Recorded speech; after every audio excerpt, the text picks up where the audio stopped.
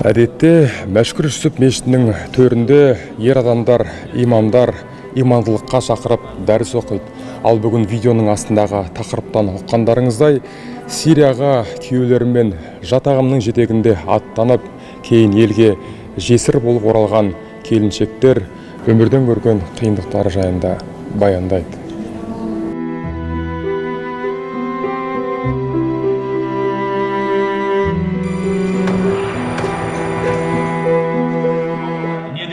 Осындай жаман болған ойлардан, жаман болған ағымдардан сақтау.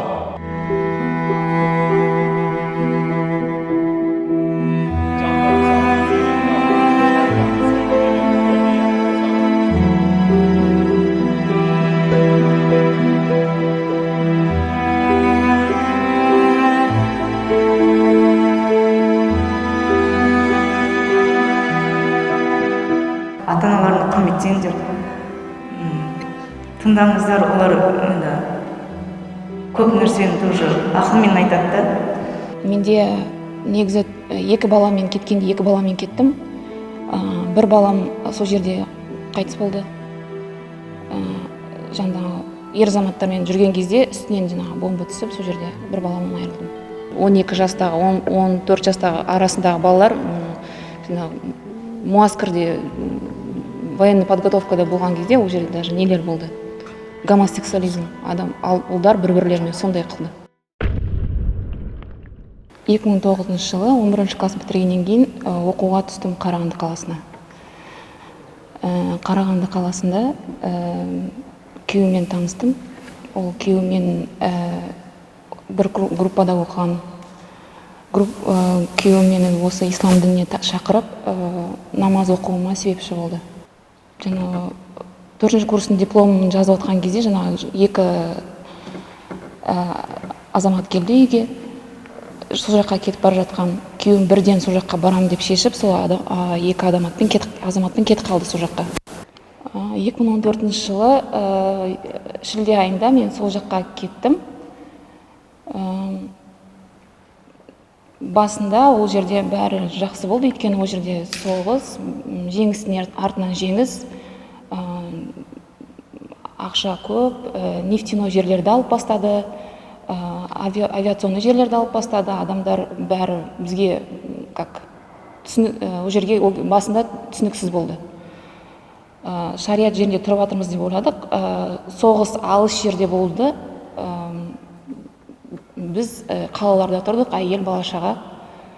Кейін 2017 жылдан бастап поражение, то есть жеңіліп бастады.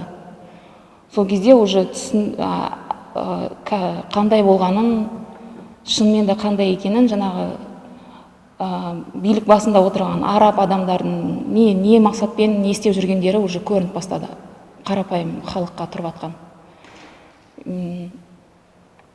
Бұл жерде уже қиындықтар басталды. 2017 жылдың желтоқсан айында күйеуім бір үйде қонақта отырған жерінен үстіне бомба түсіп қайтыс болды. Ол сол кезден бастап уже жаңағындай бомбежкалар болды, үйлерге тасталды, уже қаланың ішінде тұрып атқан жерімізде басталды. Сол кезден бастап көшуден көшу, қиындықтар басталды, аштық болды. И жаңа қиындық басталған жерде көрінді кімнің не болып жатқанын, қандай шынымен де не болып жатқанын. Өйткені араб адамдары бай тұрды, ол адамдар тамаққа тоқ болды, оларда көп нәрсе болды, ал басқа елден келген мұхаджирлар керек емес болды ол кезде уже. Біз жаңағы күйеулеріміз қайтыс болған жесірлер бір үйде тұрдық. Бір үйде бірнеше жесір әйелдер тұрдық. Уже шын айтқанда қайғысырап кеттік. Жаңағындай закят үйіне барамыз, тамақ сұраймыз. Ол жерде бізді жоқ деп бізді қуады, ал арабтарға, ирақитстарға соларға береді. Сондай жағдайда болдық. Кейін уже жол іздедік, елімізге қайтуға. Ол кезде жол жоқ болды, өйткені ол жер жол қауіпті болды. миналар болды, жарылып кетіп жатты, қашқан, кейбір қашам деген адамдарды отырғызды. Сондықтан біз қорқып шықпай отырдық. Ол жерде өз-өзін жару болды, адамдар, яғни жаннатқа барамыз деп өз-өзін жарып, жаңағы сондайларға нетті, шақырды адамдарды. Қадиси соғысында сахабаны немен лақтырады ғой, соны дәлел қылды да шахат істеуге болады деген ұғымды, жаннатқа асығу керексіңдер, жаннатқа баруға нету керексіңдер деп, жаңағы дұрыс емес немен адамдарды өз-өзін жаруға шақырды. Көп азаматтар сондай өз-өздерін жарып сондай істеді. И әйелдерді шақырды, кейін кезде уже әйелдерді соғысуға шақырды.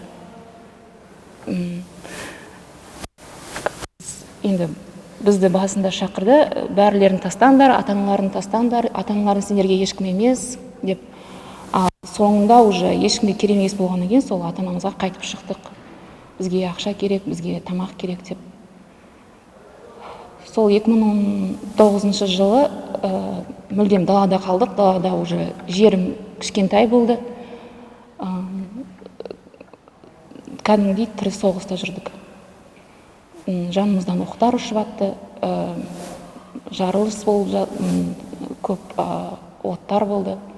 Аллахтан дұға қылдық, жеңілдігін берсін деп, Аллахтың қалауымен 19 жылы курдтарға шықтық. Ол жерде адамдар көп мұсылмандар, көп әйелдер ол жерде жарақатты, ол жерде біреудің аяғы жоқ, біреудің қолы жоқ. Көп жарақатты адамдар көп болды. Жаңағы бомбежканың кесірінен. Лагерде, Лагерде. Ол жерге ешкім оларға қарап атқан да жоқ. Ол жерде бар адамдар, которые құрттап атқан аяқтары, өйткені ол жерде медициналық көмектер жоқ, дәрілер жоқ. Адамдардың аяқтары құрттап, шіріп, сасып жатыр. Телевизордан мен ата-анама айтқанда, что бізге қиын, ол жерде бізге ақша керек дегенде, телевизордан айтып жатыр, что сіздерге көмек көрсетіп жатыр деп. Негізінде ол жерде мұсылмандар қатты қиналып жатыр. Сол жерде болған өзінде біз Қазақстан еліне қайтамыз дегенде көп адамдар наоборот қалуымызды күтеді. Ислам халифаты әлі орналады, күтіңдер деп. 2019 жылдың май айында жаңа қазақтар келіп, жусан операциясымен оралдық осында. Менде негізі 2 баламен кеткенде 2 баламен кеттім. Бір балам сол жерде қайтыс болды. Жаңағы ер азаматтармен жүрген кезде үстінен жаңағы бомба түсіп, сол жерде бір баламнан айырылдым. Қазір 3 балам бар. Қазір 2 бала, да? 3, 4 болды, 3. Мен есім Әсем, осы Сириядан жусан 3 операциясына қайтарылдық, оралдық. Мен 2013 жылдары ислам қабылдадым, яғни күйеуге шықтым. Сол кезде күйеуге шыққаннан кейін, сол кезде намазға жығылып, сол кезде жабына бастадым. Ол кезде уже күйеуім не еді, намаз оқитын еді, уже намазхан еді.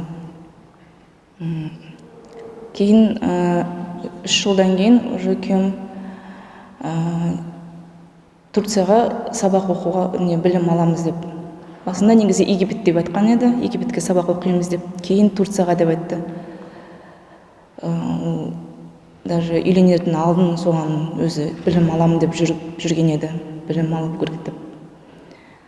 Сөйтіп, біз Турцияға шығып кеттік, 2013 жылы Турцияда жүрген кезде, сол кезде маған тағы Турцияда Қазақстаннан тағы адамдар кездесіп, сол кезде ол жоқ, Турцияда болмаймыз, Сирияға шығамыз деп солай айтты.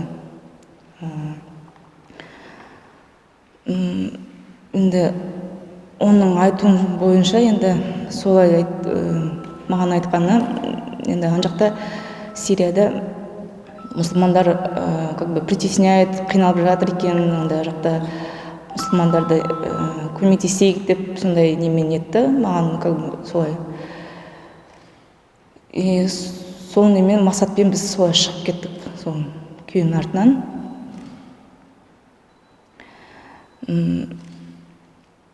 Сол барған кезде, ең бірінші барған кезде сол арабтарға түстік, енді сразу арабтар қабылдап алды бізді.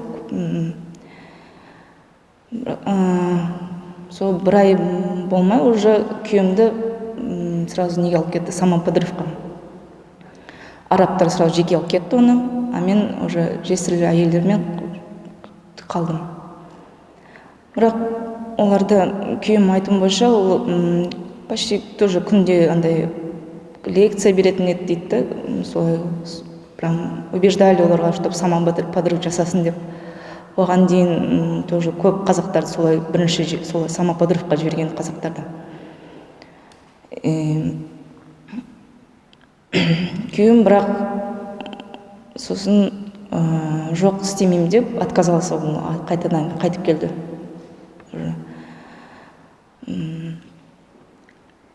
Содан кейін уже 2014 жылы күйеуім жарақат алып тоже қайтыс болды. Ол кезде мен эвакуация неде тоже көшіп қонып жүрдік. Басында тоже Башар Асадтың нелері не бастады бізге. Семейный сол әйелді тұрған жерге уже тоже нападение жасап бастады. Сол кезде біз уже әйелдерді басқа жаққа көшіру болды. Сосын басқа жаққа көшірген кезде еркектер басқа жақта болды да. Сол жақта болған кезде күйеуім жарақат алды. Сол кезде 3 сағат бойы раненый болып жатып қалған, қансырап, сол 3 сағаттан кейін қайтыс болған. Ол кезде енді екіқабат едім, бірінші баламыз еді. Қиын болды, ол кезде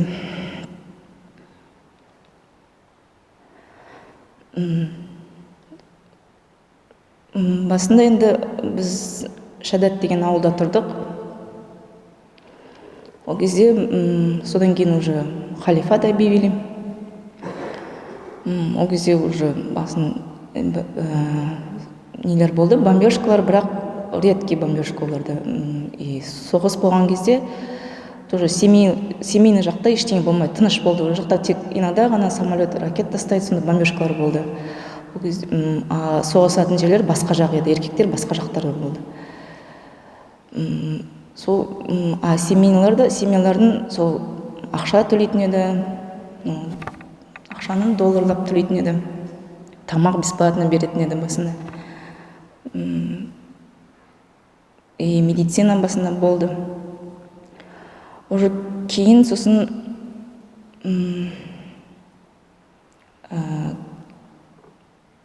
2017 жылдары сол ақырғы кездерде уже жер азайған сайын уже қиыншылықтар көп болды. Осы нелердің басқа шет елдерден келгендер, басқа мемлекеттерден келгендер, солар көп қиналды. Арабтар олар өздерінің нелерімен, оларда даже тамақтары да, ақшалары да бәрі болды.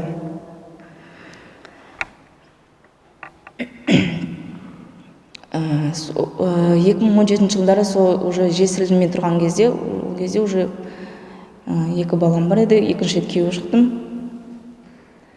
Сол кезде екінші балам болған кезде уже әрине тамақ уже ол кезде кафалят ақша төленбейтін еді.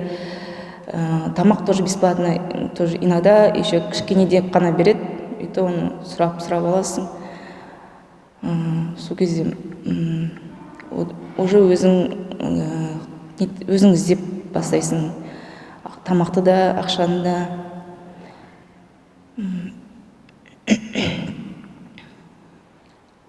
Сонда ол мысалы сол ана жағдайы бар арабтар, сонда олар сол Даиштің арабтары болды ғой, Игілдің көсемдері, бастықтары, солар өздері тоқ болды, сіздер аш болдыңыздар да? өздерінің жағдайлары болды, мысалы дейік, сіздерде ешқандай бір жағдай болған жоқ? Мысалы болды бір кездері, мысалы ақырғы кезде бізде ешқандай жер болған жоқ, бір жолда ғана тұрдық. И сол кезде мысалы ешқандай тамақ жоқ, ол кезде тоже КамАЗбен кіргізеді. Сол кезде КамАЗдардан мысалы олар бәріне таратпайтын еді, ұстап отырады. И в конце ракетамен нетсайды, жарып тастайды, болды, сонымен ешкімге. В основном өздеріне арабтарына беретін еді, мұхаджирларға берілмейтін еді. Сосын оларда мысалы дейік, сол анау қанішерлік жағдайы, сол Даиштағы болған, мысалы игілдағы адамдардың басын шауып тастап, олар сондай тәрбиелеп отыр, солай істеу керек деп, үгіттеп. Қаншалықты ол жерде сол ислам шариғатына сәйкес жүрді өздері? Сол басында где-то бір жылда. Соңғы кезде, енді ол кезде мен әйел адам болғаннан кейін көп далаға шықпайсың, көп нәрсе естімейсің, ешқандай не етпейсің. Білімсіздік болғандықтан андай көп нәрсені сұрамайсың да, нетпейсің да, жүре бересің тек. Осылай айтты ма, жарайды, осылай айтты екен деп, осылай нете бересің. Білімсіздік болғаннан кейін. И соған прям убеждали, прям осылай екен деп. Сосын олардың да көсемдері, Абу Бакр Бағдади, мысалы, сол кісінің өзі былай кездесіп, қалып көретін еді ме? Жоқ. Көрінбейді? Ешкім оны білмейді? Жоқ. Қай қалада болды? Раққада болды ма, или Мусульда болды ма? Білмейміз. Сіздер қай қалада болдыңыздар? Біз в основном Сирия жағында болдық. Сирия жағында. Бірақ олардың сол астанасы Раққа қаласы болды ма? Раққа болды. Раққада бірақ біз көп тұрған жоқпыз, в основном ауылдарында тұрдық. Қандай? Ауылдарда тұрдық. Ауылдарда. Қаланың өзінде өйткені көп бомбежка болды. Бізде қазақ, в основном қазақтар былай болды, жақын ұстанып жүрдік өзіміз бір-бірімізге, чтобы бірге болайық деп, чтобы бір жерде қалып қоймасын деп бір-біріне көмектесіп жүрдік қазақтар бір-біріне. И бірге в основном көшіп жүретін едік. Сосын мысалы сол жергілікті халықтың көзқарасы сіздерге қалай болды өзі? Мысалы сол ауылдар тұрдыңыздар, ауылдарда сол арабтар бірге тұрды ғой, солардың көзқарасы қалай болды? Мысалы, допустим, бір қорқса да, беттерінде көрінеді ғой, сіздерді қолдады ма немесе, неге келдің деген секілді түрлерінде тұрды ма? Жоқ, айтатын еді, неге келдіңдер деп. Жергілікті халық көбінесе қорыққандарынан істеді, намаз оқығылары келмеді көбісінің. Қорыққандарынан жүрді, сол жерде үйлерінде оқымай, темекі шеккендер де болды, арақ ішіп жүргендер де болды. Бірақ сондай адамдарды наказывали. Жазалады. Қорқытып, біреуге көмектескен.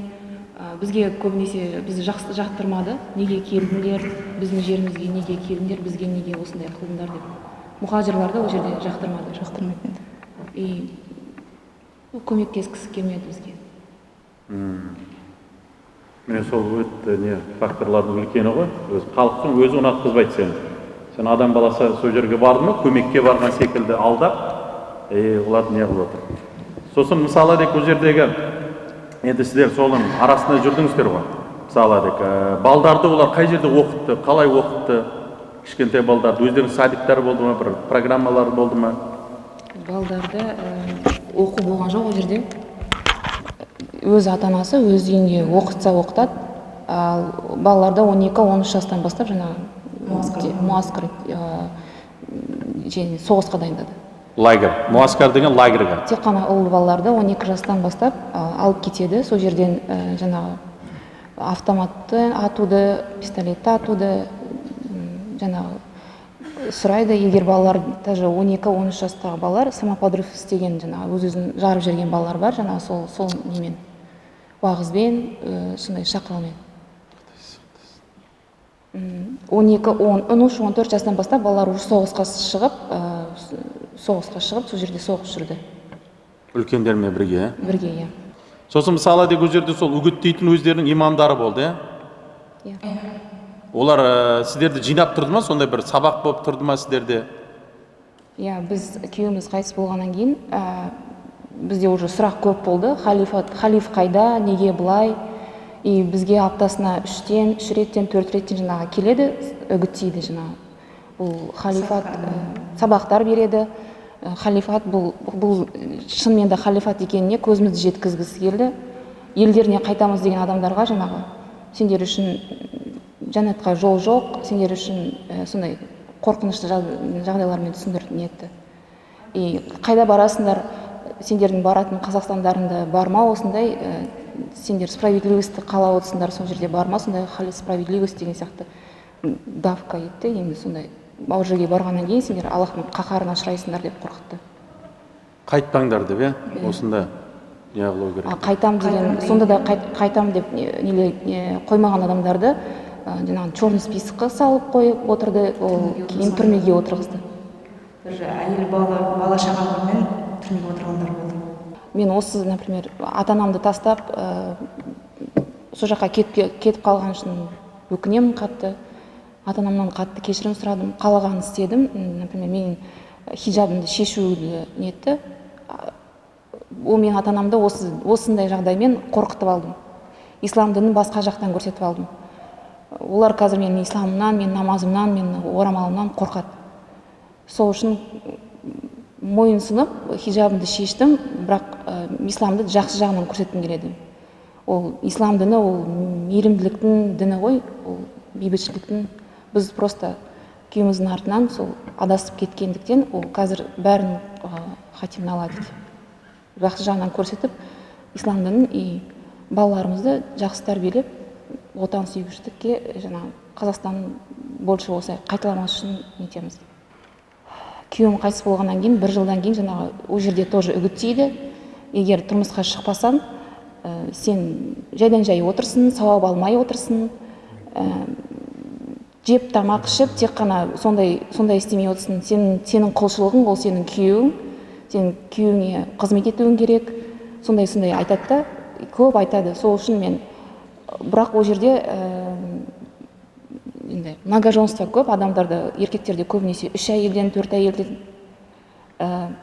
Мен ондаймын, біреуге 2-ші, 3-ші болып шыққым келмейді дегендіктен, жаңағы бір мүгедек адамға шықтым.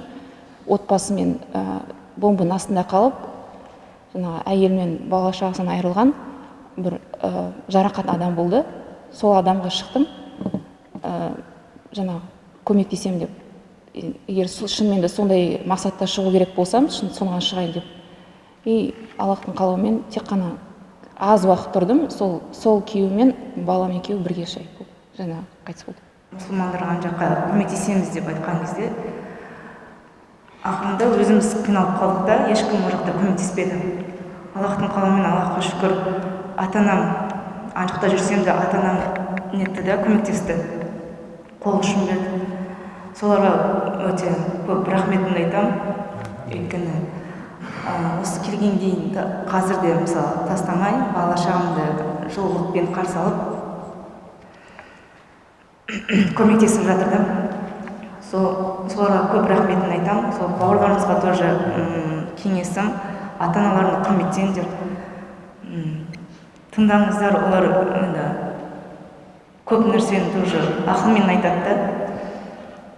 Бізде білімсіздікпен де, сол енді ойлаймын, жас болғаннан енді күйеуімнің артынан кеттім. Енді жоспарым иншалла, ойлаймын, балаларымды жақсы тәрбиелеп, сабаққа беріп, мектепке беріп, аяқ қолдарына тұрғызып, сондай жоспарлар.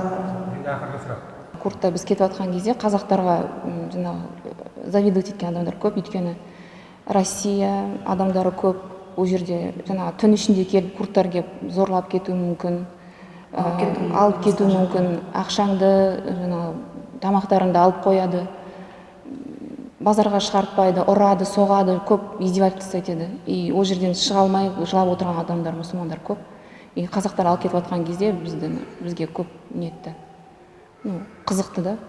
И қазақ болғаным үшін, бірінші кетіп жатқаным үшін. Ол жерде адамдар, курттың лагерінде адамдар қатты қиналып жатыр. Ауру адамдарға ешқандай көмек жоқ. Түн ішінде кіріп, барыңды алып кетуі мүмкін. Әйел адам үшін жаңағы бірінші очередь не ол ар намысын қорғау ғой, и бала шағасын тәрбиелеу. Ал жерде не ар намысын сақталмайды, не балаңды тәрбиеламайсың, өйткені түн ішінде келіп еркек адамдармен төбелескен ата-анасын соны көреді да балалар. Енді жалпы мысалы дек сол жерде мынау шариғат соты деген болды, иә? Мысалы дек. Ол жерде қаншалық сол әділетті болды мысалы сол сот? Мысалы арабтарды қалай істеді? Бәріне бірдей болды ма или қалай болды? Бірдей болған жоқ. Ол жерде жаңағы соттар көбінесе ирактықтар болды. И өздерінің арабтарына басқаша үкім шығарды, ал мұхаджирлерге үкім басқаша болды. Жаңағындай арабтар мысалы өздері кіріп шыға беретін еді, олар спокойно, мысалы өз жерлеріне басқа жаққа барып спокойно шығып шыға берді. Егер басқа мемлекеттен келген адам шықса, ол шыға алмайтын еді, и оны отырғызады. Кейбіреулерді мысалы өлтіргендерді көреміз. Үкімдер жаңағы қол кесу, ұрлық істесе қол шабу, басқа нелерді ол жаңағы жергілікті местный жительдермен ғана. Ал өзінің жаңағы басшылықта отырған ондайларды қылмады. Ондайларға ондай. Ол жерде жаңағы 12 жастағы, 14 жастағы арасындағы балалар жаңағы муаскерде военный подготовкада болған кезде ол жерде даже нелер болды. Гомосексуализм, ал ұлдар бір-бірлерімен сондай қылды. И оның өзі жазаланған жоқ, өйткені олар жаңағы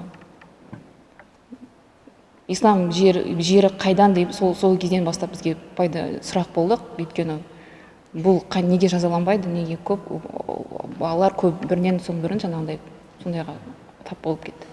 Қиын кезде соғыс қиын болып жатқан кезде жаңағы арабтардың өздері өзінің әйелдерін шығарып жібереді. Ал мұхаджирлардың әйелдерін шартқызбайды. Ал жаңағы жеңіс болып жатқан кезде қайтып кіргізіп алады. Ал жаңағы соңғы кезде арабтар бірінші очередь жаңағындай шығарып жіберді әйелдерін. Көп соңында тек қана мұхаджирлар қалды. Ақшасы аз, ақшасы жоқ, жесірлер, ақшасы жоқ адамдар сондайлар қалды. И жаңағы бізді үгіттеген лекторлар, призывать еткен адамдардың бәрі сол қиындық кезде бәрі шығып кетті.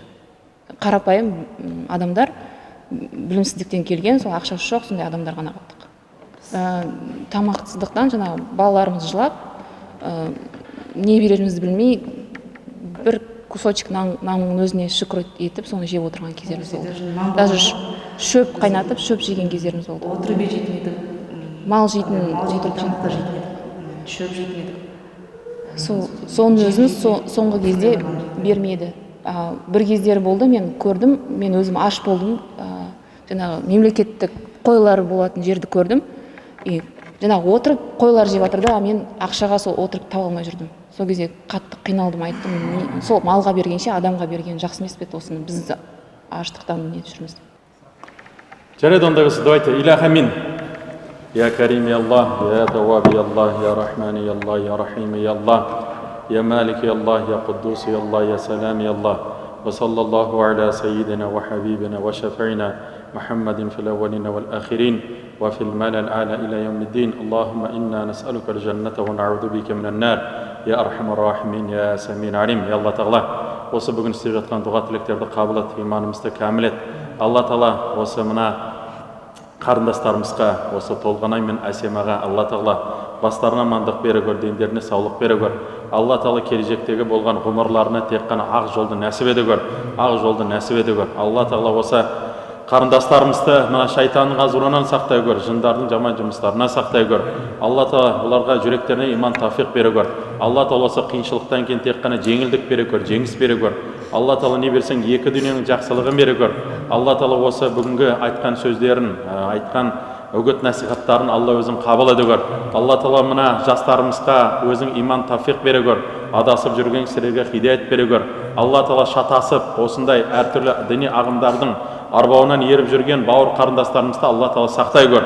Алла Тағала не берсең елімізге бірлік бере көр, халқымызға татулық бере көр, отанымызға тыныштық бере көр. Алла Тағала әрбір шаңырақтарымызға береке мен жақсылық бере көр. Алла Тағала не берсең екі дүниенің жақсылығын бере көр. Осы жамағатымыздың бүгінгі тілеп жатқан тілектерін Алла Тағала қабыл ете көр. Рахмет, рахман рахмин. Амин. Аллах бар. Енді біз алғыс айтамыз. толғанымен әсемге келіп міне ашылып бізге айтты. Үлкен рахмет сіздерге, Алла разы болсын.